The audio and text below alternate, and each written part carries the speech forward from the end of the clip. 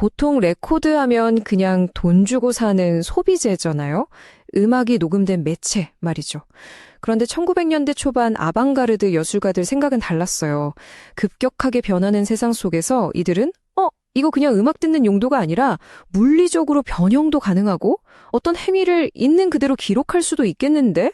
하면서 레코드를 완전히 새로운 예술 작품으로 바라보기 시작한 거죠.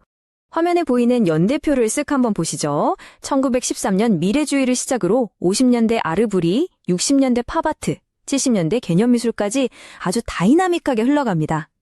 제1차 세계대전 직후 세상은 온통 기계소음과 전쟁의 상흔으로 혼란 그 자체였습니다.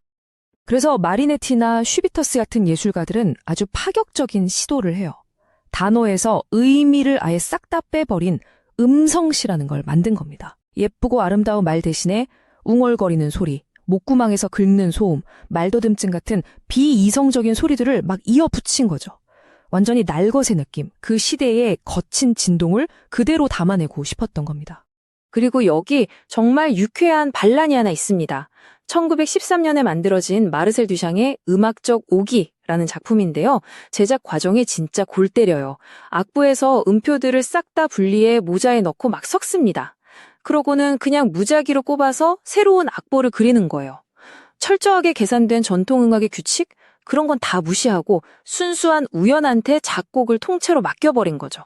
2차 세계대전이 끝나고 자기 테이프 녹음기라는 게 등장하면서 예술계 분위기가 한층 더 무겁고 본능적으로 변합니다. 아르 브류이, 즉 가공되지 않은 미술의 거장 장 뒤푸페가 남긴 말을 한번 볼까요? 나는 내 자신을 5만 년 전 인류에 위치해 놓고 어떤 참조도 없는 나만의 음악을 발명하고 싶었다. 우와, 5만 년 전이요? 서양 음악의 규칙이나 문법 같은 건 깡그리 잊어버리고 진짜 원시인처럼 아무런 규칙 없는 본능적인 소리를 만들고 싶었던 겁니다. 그래서 이분이 쓴 악기들이 뭐냐고요? 진짜 기가 막힙니다. 소스 냄비, 파이프 조각, 호루라기, 심지어 프라이팬까지 동원됐어요.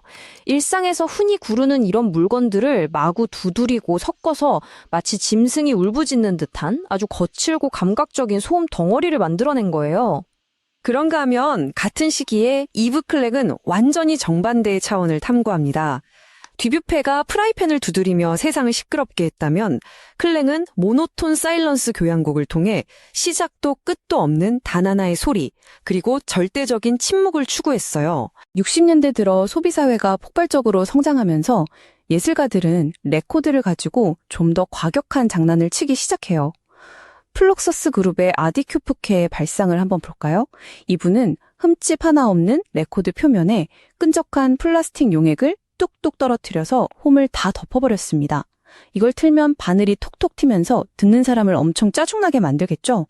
물리적으로 상품을 망가뜨리는 그 파괴 행위 자체가 바로 예술이 된 겁니다. 완벽한 소비재에 대한 아주 통쾌한 테러였죠. 반면에 잭 골드스타인은 눈에 보이는 레코드의 색깔과 귀에 들리는 소리를 완전히 하나로 합쳐버렸습니다. 숲이 불타오르는 소리를 녹음해 놓고 레코드판 자체를 불타는 듯한 빨간색과 흰색으로 만들어버린 거예요. 시각적인 정보와 청각적인 정보가 이 둥근 판 안에서 완벽하게 하나가 되는 순간이죠. 1970년대 개념 미술가들에게는 눈에 보이는 예쁜 결과물보다는 그 바탕에 깔린 아이디어 자체가 훨씬 중요했습니다. 심지어 그 아이디어를 굳이 눈앞에 물리적으로 만들어내지 않아도 상관없다고 생각했어요. 그러다 보니 공기 중으로 흩어져 버리는 퍼포먼스나 순간적인 행위들을 고스란히 박제해둘 수 있는 레코드가 이들에게는 더할 나위 없이 완벽한 매치였던 거죠. 1970년 듀셀도르프에서 열렸던 아주 긴장감 넘치는 퍼포먼스 현장으로 한번 가보겠습니다. 테리 폭스라는 작가가 각기 다른 크기의 쇠파이프를 미친 듯이 두들깁니다. 목적은 딱 하나예요. 그 엄청난 진동 에너지를 이용해 근처에 세워둔 4개의 유리창을 산산조각 내는 거죠.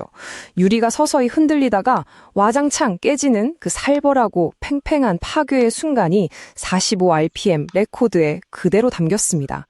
그런데 진짜 재밌는 건 바로 이겁니다. 똑같은 퍼포먼스 공간 안에서 요셉 보이스라는 작가는 아주 태연하게 석류를 까먹으면서 은그릇에 씨앗을 톡톡 뱉어내고 있었다는 거예요. 상상이 되시나요?